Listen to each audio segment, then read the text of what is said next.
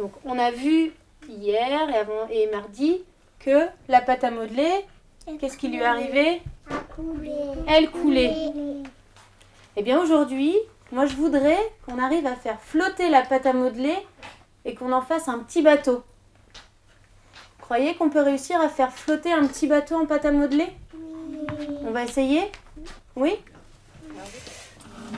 Donc,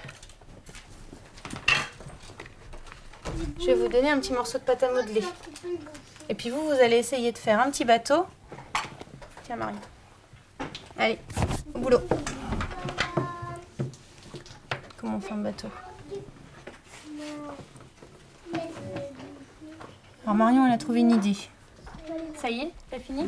On va regarder si le bateau de Jeanne il flotte.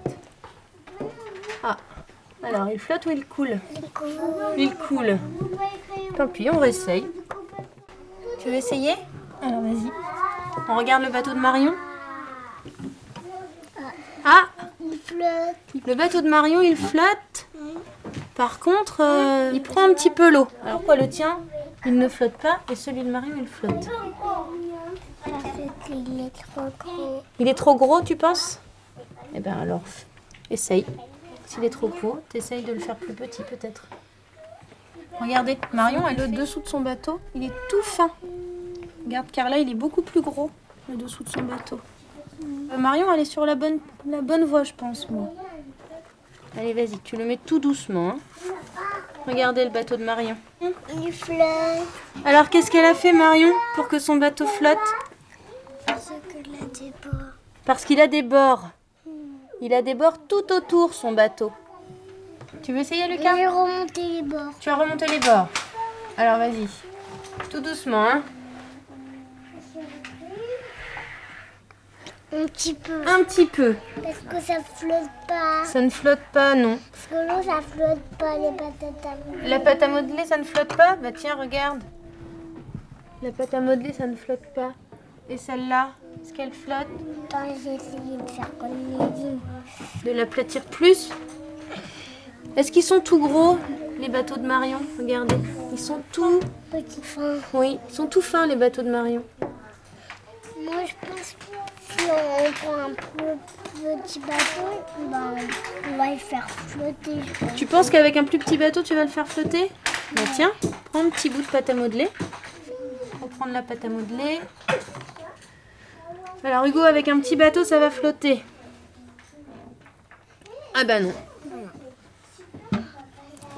Est-ce que tu as bien aplati? Est-ce que tu as bien remonté les bords? Non. Alors vas-y, c'est ce qu'on a dit. Hein. Alors vas-y, essaye de le faire flotter. Mets-le tout doucement. Oui! Bravo! Et alors celui-là, est-ce qu'il a la même forme que les autres? Non. Regarde. Chut, chut. Les autres, ils sont comment? Ils sont aplatis. Oui. Donc s'ils sont aplatis, ça peut flotter. Mais s'ils sont que aplatis, est-ce que ça flotte?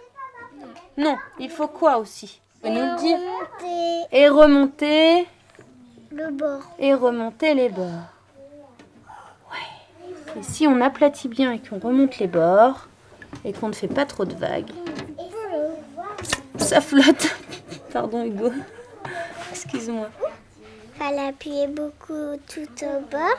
Après, je l'ai mis dans l'eau et après, l'eau elle est pas allée dans la pâte à modeler et ça n'a pas coulé. Faire des sciences, on en fait, mais c'est vrai qu'on fait surtout tout ce qui est autour du vivant, la croissance, les plantations, les observations. L'observation et la manipulation plus que la démarche scientifique qu'on connaît en cycle 3 ou cycle 2, quoi.